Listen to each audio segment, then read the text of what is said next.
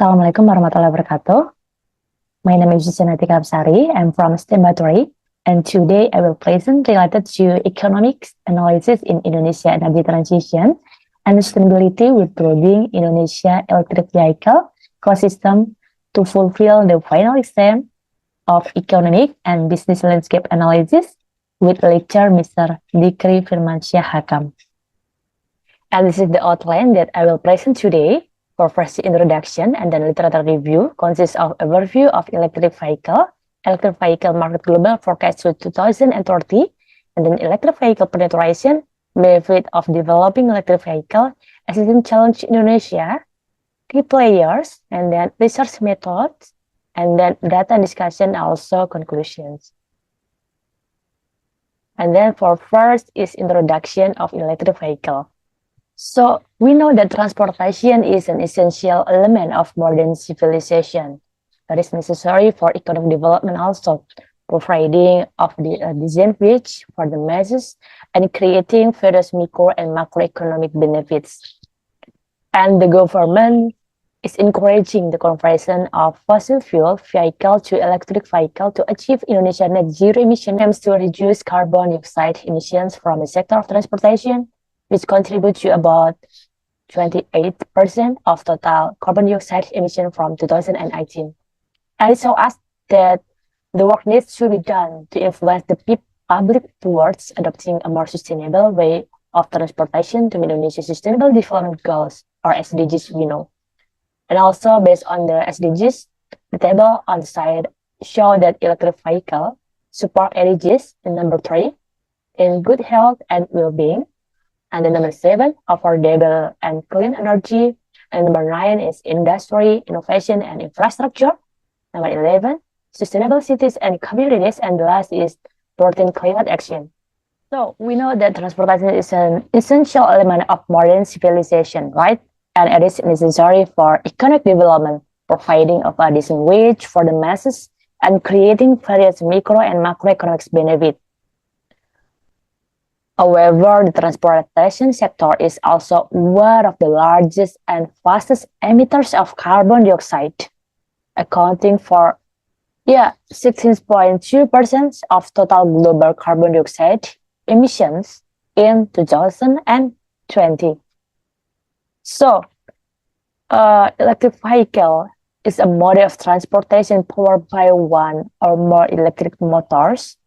And EV also can receive energy from external source via collection system or operate autonomously using onboard battery, which can be charged by solar panel or convert various fuels into electricity.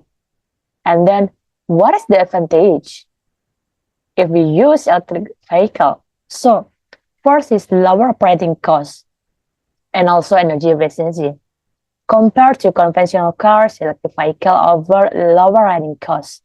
In general, electricity is cheaper than gasoline or diesel. And because electric vehicles have fewer moving components, they require less maintenance. Due to the excellent durability also of electric motors compared to internal combustion engines, and they often have a longer life. This is one of why we should make a transition to electric vehicle. And then reduce emissions. Electric vehicle produce zero tail gas emissions, significantly reducing pollutants such as carbon dioxide, and then EOX and particles that contribute to air pollution and climate change. And then third is reduce independence on fossil fuel. By using electricity as a power source, electric vehicle reduce dependence on fossil fuels, improving energy security and reducing vulnerability to oil price fluctuation and supply disruptions. And also reduce in noise pollution because electric vehicles run much quieter and smoother than conventional cars because electric motors generate less vibrations and also noise. And then government support and incentives. The government has officially given incentives and subsidies for electric vehicles, such as tax exemptions and then tax deduction incentive, and then import duties for importer, subsidies for electric motorcycle or vehicle, And this policy was taken to encourage the acceleration of sales in battery-based electric motor vehicle.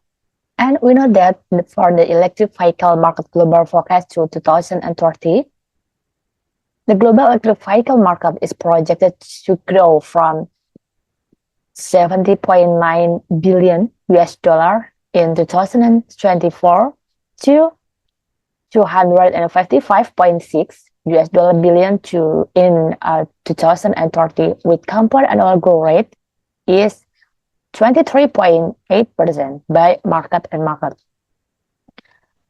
This regulation to reduce emissions and promote sustainability transportation practice have incentivized business to transition of electric vehicle, aligning with global efforts to combat this climate change. Also, we know that Asia Pacific has a significant increase, so that the countries it have good project for the growth of electric vehicle. And then for mass production of large volume battery as well as technological development will make battery production cost decrease year by year. And then we can see in the electric vehicle penetration in the China in 4-wheel, also 2 wheels, they have very small electric vehicle in 2015. But if we see in the 2021, they have the increased percentage of the electric vehicle penetration. And we also can see in Indonesia that Indonesia electrification penetration level in 2021 with market 2 wheels EV is 0.2%. It is similar to China in 10 years ago, right?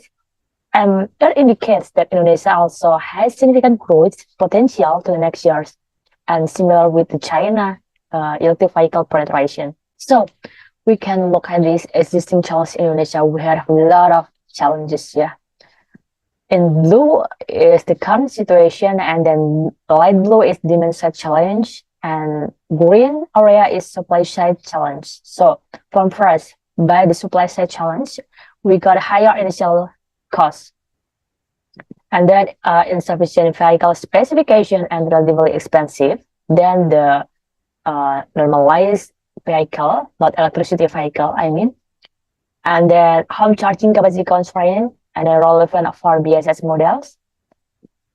And then for the demand side challenge, we face high capital investment for BSS or charging infrastructure because limited of investment in BSS or charging or infrastructure, and then limited also in BEV parts supply chains, for example, in battery and electricity motor vehicle, and then too high capital investment for new EV production.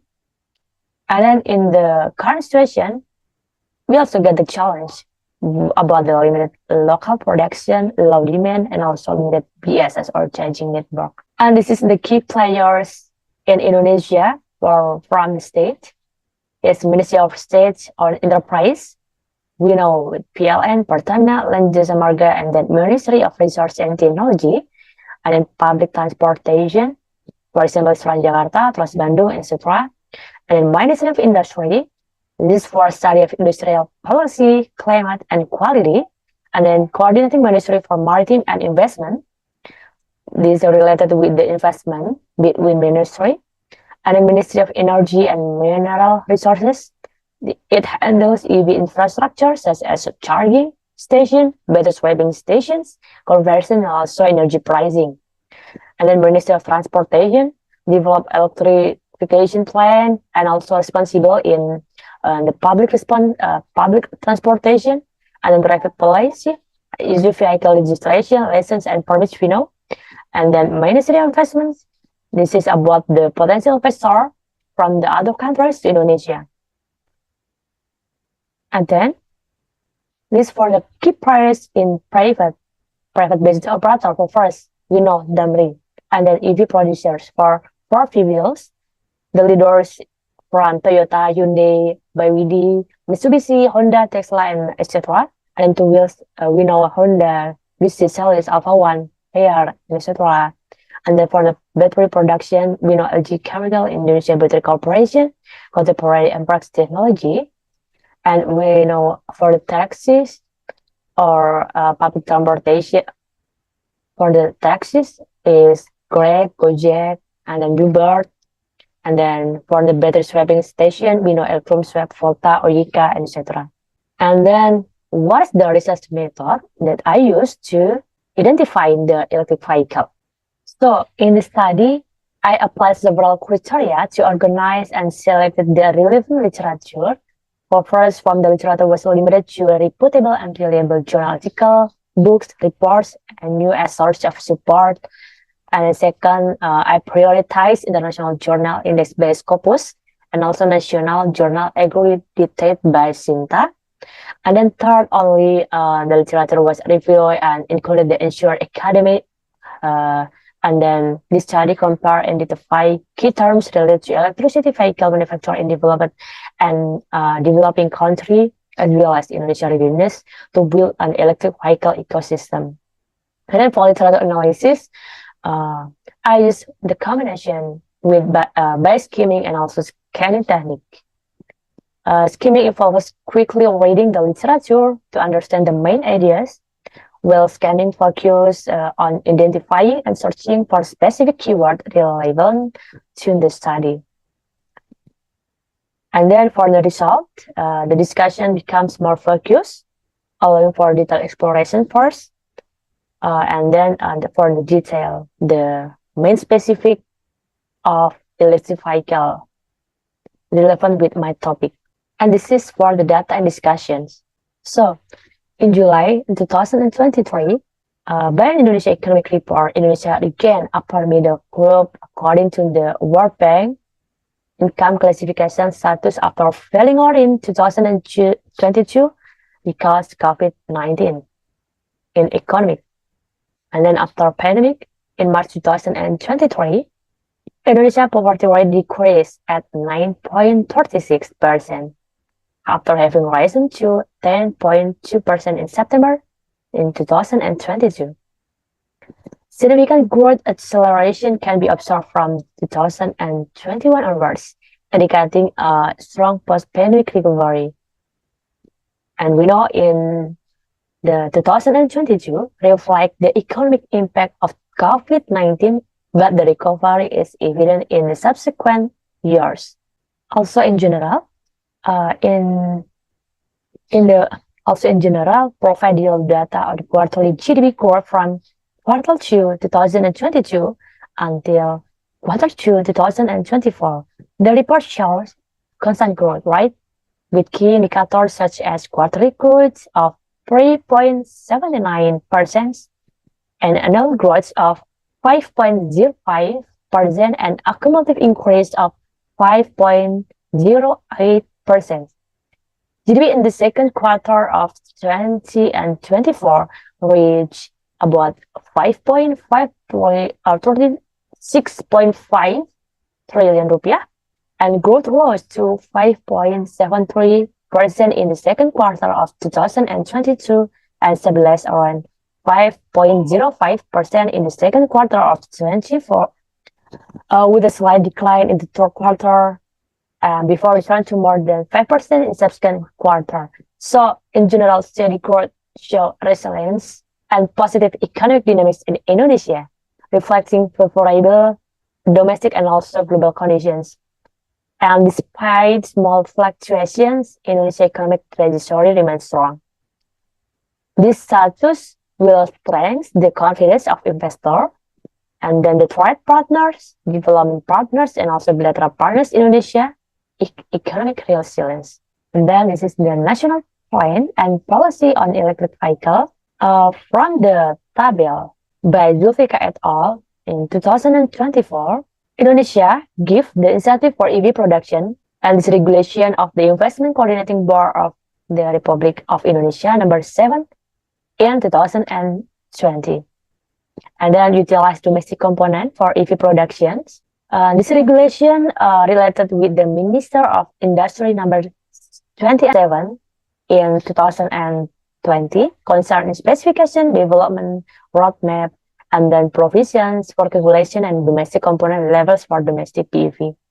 This is also related with technical EV development regulation in ministry industry number 28 in 2020, and then regulation of Minister Transportation in number 65 in 2020, and concerning about the battery, and then regulation of the Minister of Transportation in number 45 in 2020 concern about the certain vehicle using electric motor has been issued in transportation sector, and then related with the EV infrastructure development and also EV tax reduction. These politics show the government attention to two main aspects, for supply and also for demand.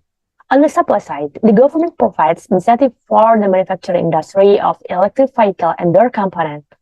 These incentives include lowering the corporate tax, facilitating the import component, and then gradually increasing the obligations to use domestic components for the production of electric vehicle. The government range on the regulation with a good regulation. And it is a very, very important we should know. And then for the demand side, customers benefit from the incentives such as reduced tax on electric vehicle, and then the development of electric vehicle infrastructure, including charging station, to improve the convenience of user of electric vehicle. For example, PT PLN has prepared projection for a national charging station in 2020 until 2024 with EV infrastructure development roadmap, with a charging station with ratio 1 compared to 10. It is target in the 2030, and it will be 24,170 charging station units. The strategy is expected to be able to accelerate and increase the number of EV users in Indonesia. And wow, but the implementation of electric vehicle in Indonesia, this is the result. Based on the figure, in 2022, has as many as 1,047 two-wheels EV were registered, with local production from 15 companies with a capacity of 1,877,000 units per year. And then in the end of 2022, there were already 26,000 EV two-wheels on the road, driven by B2B usage and direct consumer purchase. So the Ministry of Industry update plan aims to sell 760,000 units by 2025. Wow. So in other hand, by the end of 2022, there are 7,604 wheels EV, increased from 230 previously. The sales growth is mostly driven by local Chinese companies like Wuling, as well as higher-end brands that have invested more than $3 billion, and also the Ministry of Industry target in 400,000 EV sales in 2025. Also, the research from Kumara shows that there has been a delay in the development of electric vehicles since 2013. The existence of Presidential Regulation number 55 in year 2019 encouraged reinventing the automotive industry sector, especially in the development of electric vehicle. And then this is for the stakeholders mapping models for EV ecosystem in Indonesia. To increase EV users in Indonesia, the government needs to involve coordination and collaboration from policymakers, from industry, operator or drivers, and also from the community. We can look at the picture that the stakeholder mapping analysis needed to identify the strength, interest, and influence in the development of battery-based electric vehicle in Indonesia, especially in DKI Jakarta, Wijava, Ijava, and also Yogyakarta. In this project, a research and development and innovation research team from BRIN and also a university can collaborate with the battery electricity vehicle industry such as Gesit, Honda, Salis, Hyundai, etc. that I already mentioned before, and the charging station industry such as LAN, Pertamina, and then Shell, and etc. But all of This is provided intensively by the government and the energy supply by the PLN. It has to connect it to EV users also for online drivers from Gojek, Grab, Uber, and etc. And also from the communities for supporting the EV users, and so increase the EV ecosystem in Indonesia. And how about the consumer behavior decision at regional? As the capital of Indonesia, Jakarta has the privilege in adopting and supporting the development of EV, right? This is influenced by the socio-demographic factors like gender, education, professions, age, influence purchase intention. And regarding this intention to buy electricity vehicle, several factors related to socio-demographic characteristics have been identified and shown that DKI Jakarta government has good plans and policy to boost EV. They impose a 0% vehicle tax for electric vehicle in DKI Jakarta until 31st December 2024 this year. Yeah. Jakarta also apply electric vehicle in public transportation, which is, I think, 12% of the total operating this fleet. The West Java also has good performance because the support from government in the forms of tax reduction and regional energy plan, which is support renewable energy for vehicle. This research from Tika et al. 2024. And this is the distribution of participant willingness to adopt electric vehicle in Jabodetabek, specific to Jabodetabek because all have good performance for EV. And the age from the 21 until 50 has high intention to buy EV with gender male, married, and has profession as general employees and then entrepreneur. And then the majority of participants willingness to adopt EV or undergraduates with the amount is 68.2% with married status. Meanwhile, the highest area of participant willingness in Tangerang and also in Jakarta.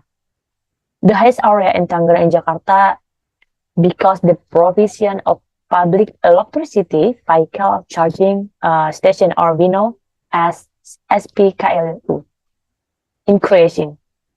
Yeah. Evidently, the number of battery charging places has increased significantly in Jakarta in the last 5 years. So this analysis highlights target demographic segment that we can be more responsive to EV promotion initiative in Indonesia. And then for the infrastructure, for the charging stations, there are 439 high-powered general charging stations in 328 public locations.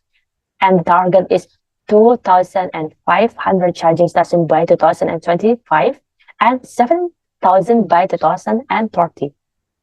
Also, for the battery saving station, there are 961 battery swap stations in Indonesia right now, and this is well below the stated target that in 2025 we should have 15,000 battery swapping station, and in the 20 and 30 we should have 52,000 for battery swapping situation.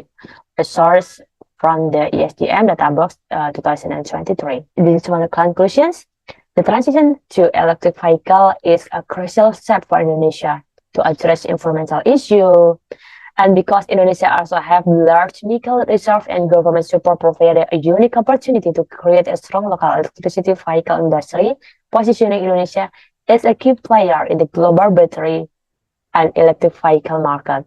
And also the government very ambitious to take the target for the adoption of electric vehicle as well as support infrastructure, get the incentives, subsidies for the EV users.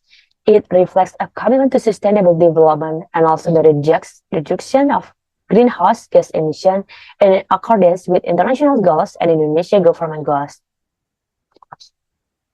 However, the higher cost of electricity vehicle, limited infrastructure, and underdeveloped domestic manufacturing capacity, and the rapid adoption become challenge. Yeah, addressing this issue will require coordinated between the public and also the private sector, as well as continued innovation and also investment. And this is the recommendation. For first, policymakers and relevant stakeholders develop an interprovincial cooperation strategy and require that each province develop its own regional electricity vehicle plan. and then ensure long-term regulatory stability and introduce legal emission standard for internal combustion engine vehicle to encourage the shifting to EV, and establish standardization and certification process for EV component and vehicle specifications to meet local conditions, and in community that support electric vehicle can play a role in promoting and spreading the benefit of electric vehicle. And this is for the reference that I use for this presentation. And that's all my presentation today. And the transition to electric vehicle in Indonesia presents significant opportunities not only for economic growth but also to advance the nation's sustainability agenda. The road ahead is full of challenges and opportunities, and how we navigate them will determine of the success in Indonesia visions in 2060. And that's all about my presentation for today. I'm so sorry if I have mistake in my explanation, and thank you for your attention. Wassalamualaikum warahmatullahi wabarakatuh.